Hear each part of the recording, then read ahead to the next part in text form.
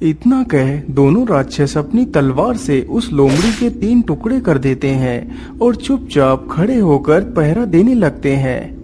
अरे राम राम राम, इन दैत्यों ने तो लोमड़ी को काट डाला। पता नहीं मेरा क्या होगा, लेकिन चाहे कुछ भी हो जाए मैं सेब लेकर जरूर जाऊंगा। अब तो राक्षस जाग चुके हैं और दरवाजा भी बंद है। चलो चलता हूँ।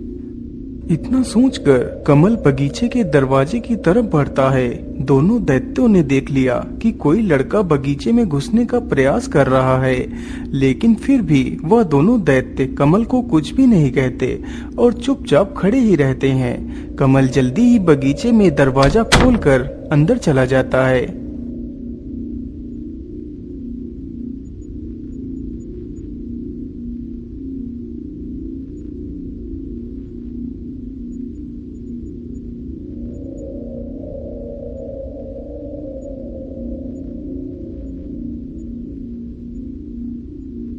हे भगवान, तेरा लाख लाख शुक्र है।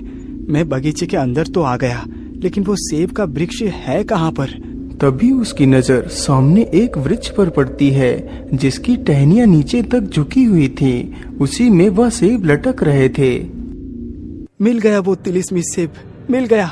चलो जल्दी से मैं इसे तोड़कर ले चलता हूँ। कमल जल्दी ही एक सेब को तोड़ लेता है।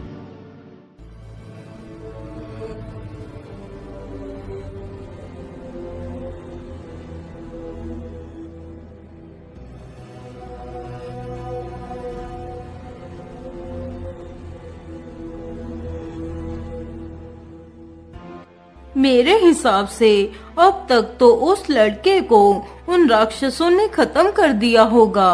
बुढ़िया इतना सोच ही रही थी कि तभी कमल वहाँ पर आ जाता है।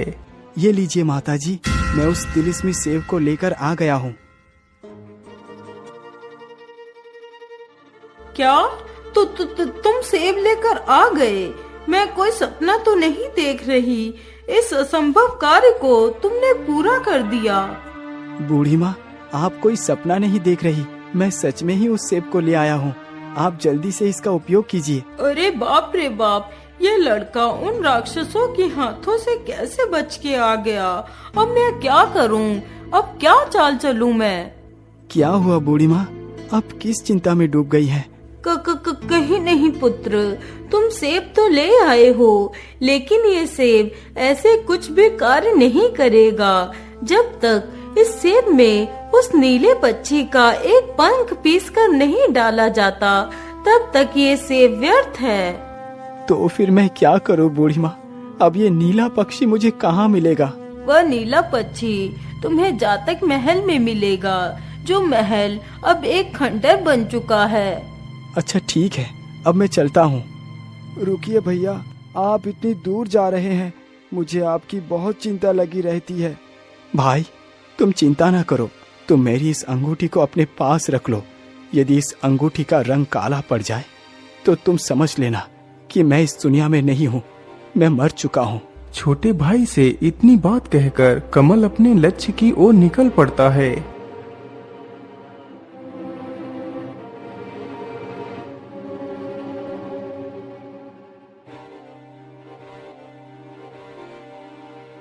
घर से तो निकल पड़ा हूँ, लेकिन ये तो पता ही नहीं है कि आखिर वो नीला पक्षी मुझे मिलेगा कहाँ।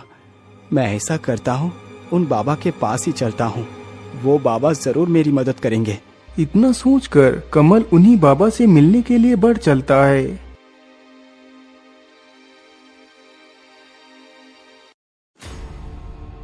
कमल जल्दी ही बाबा के पास पहुंचकर उनसे उस नीले पक्षी के बारे में पूछता है। क्या अब तुम्हें उस नीले पक्षी को लाना है? लेकिन क्यों? क्या उस तिलिस्मी सेब से तुम्हारी माता ठीक नहीं हुई? नहीं साधु बाबा, वैद्य ने बताया है कि उस नीला पक्षी का पंख पीसकर सेब में मिलाकर खाने से ही मेरी माँ स्वस्थ होंगी, अन्यथा केवल अकेला सेब व्यर्थ है। आखिर ये कैसा वैद्य है जो इस बालक को बार बार मौत के मुंह में ढकेल रहा है?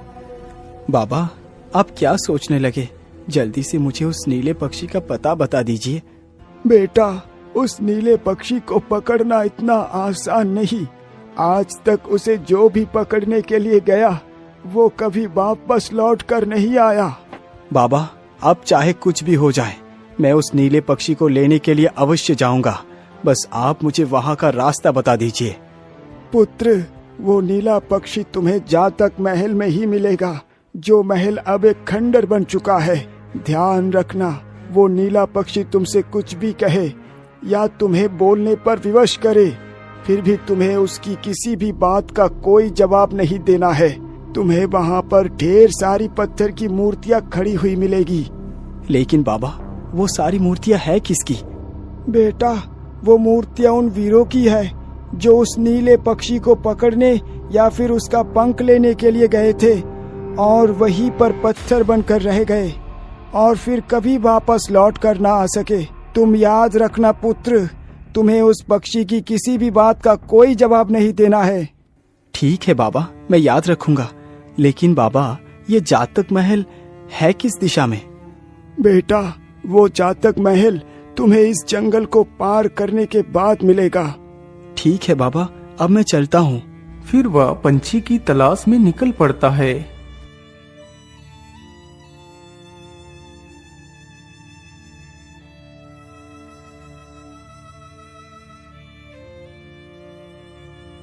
वह चलते चलते जल्दी ही सारे जंगल को पार कर उस महल के नजदीक पहुंच जाता है।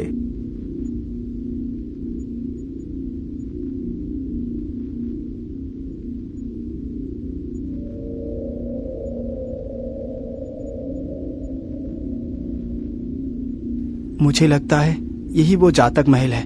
चलो इसके अंदर चलकर देखता हूँ। कमल तुरंत ही उस महल के अंदर घुस जाता है तो देखता है कि हर तरफ पत्थर की मूर्तियां ही मूर्तियां थीं।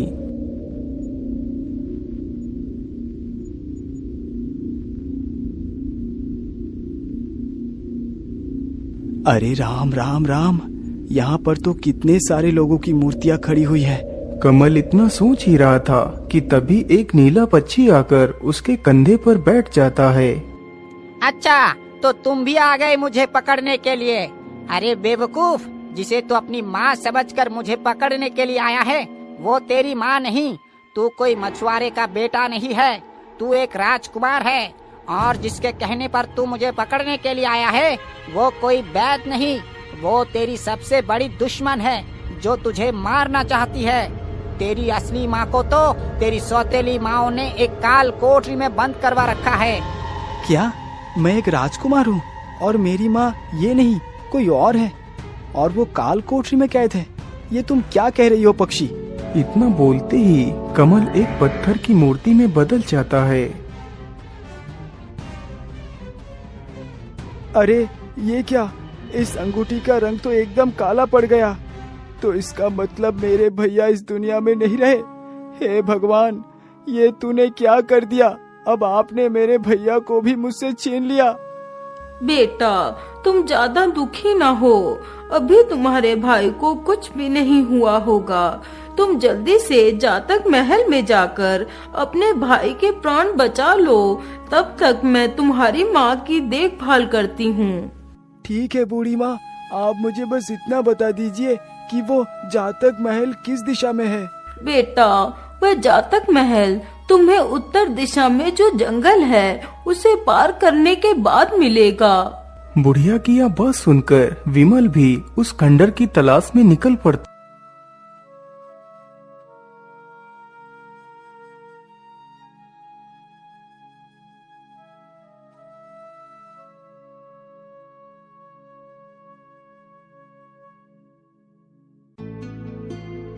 वह चलते चलते वहीं से गुजरता है जहां वह साधु बैठा हुआ था।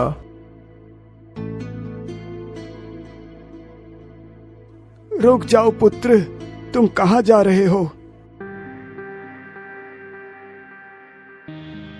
हाँ, मैं जानता हूँ कि तुम्हारा भाई अब जीवित नहीं है।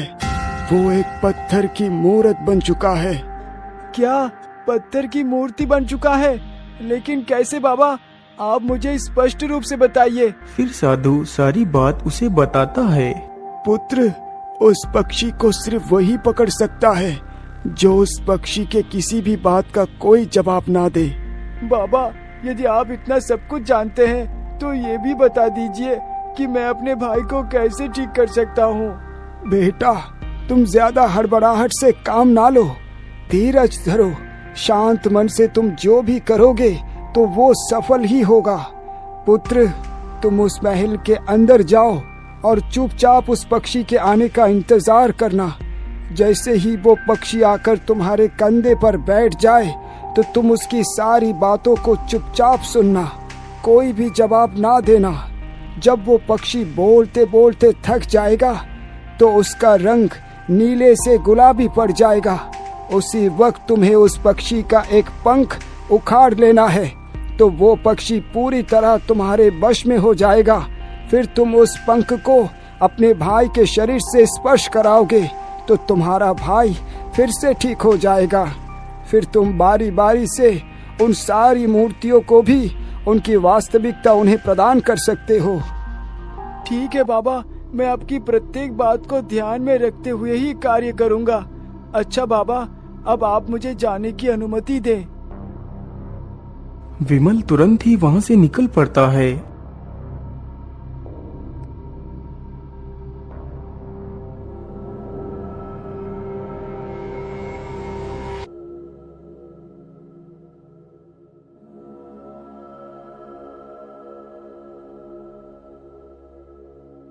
जरूर यही वो महल है जो बाबा ने बताया है। चलो इसके अंदर चलकर देखता हूँ।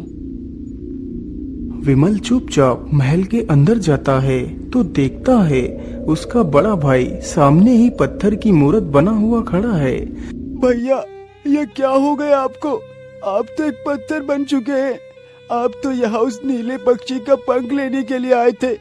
आपका ये हाल देखकर मेरा हृदय बैठा जा रहा है। मुझसे बात करो भैया, मुझसे बात करो।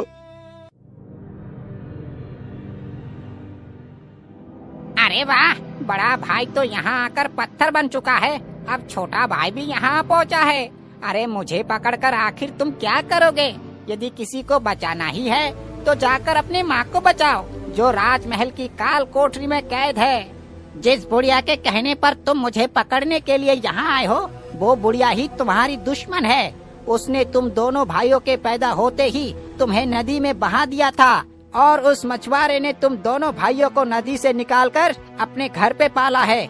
तुम्हारी असली माँ कोई और ही है। इसी प्रकार वह नीला पक्षी विमल को उसके पूरे जीवन के बारे में बताता है, लेकिन विमल बिना कुछ उत्तर दिए चुपचाप खड़ा रहता है। वह पक्षी बोलते बोलते लगभग थक ही चुका था। अरे तुम कैसे नपुंसक राजकुमार हो? इतना सब कुछ सुनने के पश्चात भी तुम कोई उत्तर क्यों नहीं दे रहे हो? तुमने तो मुझे बुला बुला कर थका डाला। इतना कहते ही उस पक्षी का रंग नीले से गुलाबी हो जाता है। पंछी का बदला रंग देखकर विमल उस पक्षी का एक पंख नोच लेता है। वाह वाह वाह, मैंने तुम्हारे पंख को नोच ही लिया। अब तुम पूरी तरह मेरे वश में हो चुके हो। अब मैं अपने भाई को जीवित कर लूंगा। इतना कहकर वह उस पंख को अपने भाई के माथे पर स्पर्श करता है। तभी उसका बड़ा भाई फिर से सामान्य हो जाता है। यह देखकर उसका छोटा भाई अपने भाई के गले लग जाता है। अरे भाई, तुम तो घर में थे, तुम यहाँ क्यों आ गए? और माँ कहाँ है? भैया, आप जो अंगूठी मुझे देकर आए थे, जब उस अंगूठी का रंग काला पड़ गया तो मैं समझ गया कि मेरा भाई किसी मुसीबत में पड़ चुका है। इसीलिए मैं अपने आप को रोक नहीं पाया और मैं आपको ढूंढने के लिए चल पड़ा। फिर उसका भाई सारी कहानी उसे सुनाता है। अरे भाई, मैं कितनी बार बोल चुका हूँ, तुम जिसे अपनी माँ बोल रहे हो वो तुम्हारी माँ नहीं है, वो एक मछुआरिन है। उसने सिर्फ तुम्हारा पालन पोषण किया है। तुम्हारी असली माँ तो राजमहल की काल कोठरी में कैद है। विमल, तुम इस पक्षी की बातों का कोई विश्वास ना करो, क्योंकि ये पक्षी हमें अपनी बातों में उलझा रहा है। चलो यहाँ से। हाँ हाँ, मत करो मेरी बात पर विश्वास। यदि तुम्हें मुझ पर विश्वास नहीं है तो जाकर अपनी उस मछुआरिन माता से ही पूछ लो, सब कुछ साफ हो जाएगा। विमल, तुम उधर कहाँ जा रहे हो? भैया जरा आप रुकिए, मैं इन सभी वीरों को भी मुक्त कर देता हूँ। हाँ हाँ जरूर मुक्त कर दो। वैसे भी अब मेरे बातों का जवाब देने से किसी का कोई नुकसान नहीं होगा, लेकिन मेरी इस बात को जरूर याद रखना। राजकुमार, तुम उस बुढ़िया की किसी भी बात का विश्वास ना करना और उसे बंदी बनाकर राजमहल में अपने पिता के सामने ले चलना, और तुम इस पंख को अपनी बीमार माता को स्पर्श करा देना तो वो एकदम ठीक हो जाएगी। चिड़िया की यह बात सुन विमल आगे बढ़ता है और बारी बारी से सारी मूर्तियों पर उस पंख को स्पर्श कराता है, तो सारी मूर्तियाँ अपने वास्तविक रूप में आ जाती हैं।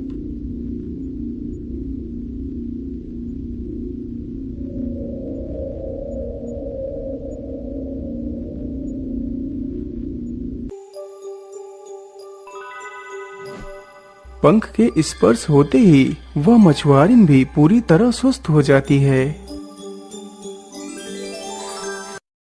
माँ, मैं आपसे एक बात पूछना चाहता हूँ। हाँ हाँ बोलो पुत्र, तुम क्या कहना चाहते हो? माँ, क्या आपने हम दोनों भाइयों को अपनी कोख से जन्म नहीं दिया? ये तुम क्या कह रहे हो बच्चों? यह सब तुमसे किसने कहा? माँ, आपको हमारी सौगंध है, आप मुझे सच सच बताइए कि आप ही हमारी जन्मदाता हैं। नहीं पुत्रों, मैंने तुम्हें अपनी कोख से जन्म नहीं दिया। तुम दोनों हमें उस नदी में बहते हुए मिले थे।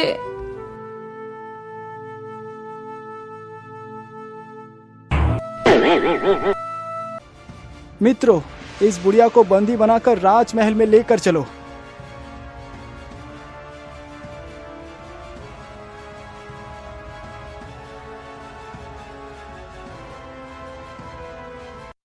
क्या तुम दोनों मेरे पुत्र हो और तुम्हें जन्म देने वाली यशोधरा है? हाँ पिताजी, हम दोनों आपके ही पुत्र हैं, जिनको आपने पिशाचिनी समझकर काल कोठरी में कैद कर रखा है, वही मेरी माता है। फिर बारी बारी से सभी लोग राजा को सच्चाई बताते हैं। यह सारी बातें सुनकर तो राजा हैरान ही रह जाता है। क्यों बुढ़िया, ये लोग जो कह रहे हैं वो सत्य है?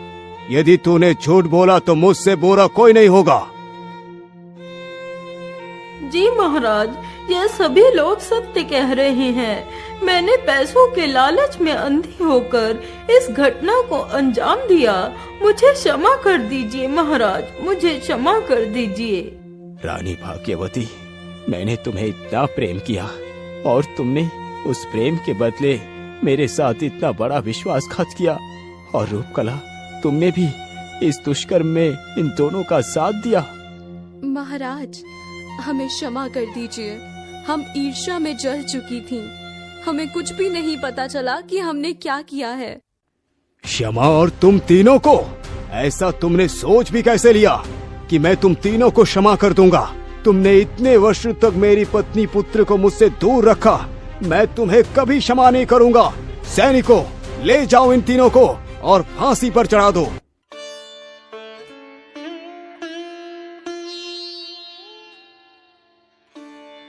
माँ, देखो, हम आपको लेने के लिए आए हैं। चलो माँ, हमारे साथ चलो। माँ, तुमने मुझे माँ कहा? तुम कौन हो पुत्रों, जो इस अभागन को माँ कहकर पुकार रहे हो? माँ, हम दोनों आपके ही पुत्र हैं। हम दोनों ने आपके ही कोख से जन्म लिया है। कुछ दुष्टों ने हमें आपसे जुदा कर दिया था माँ। फिर सारी कहानी यशोधरा को उसके दोनों बेटे सुनाते हैं। यह सुनते ही वह अपने दोनों बेटों को अपने गले से लगा लेती है। मेरे बच्चों, तुम्हारे बिना तुम्हारी यह माँ एकदम निर्जीव हो चुकी थी। इस प्रकार तीनों दुष्टों को उनके किए की सजा मिली और बाकी के सारे लोग खुशी खुशी महल में रहने लगे।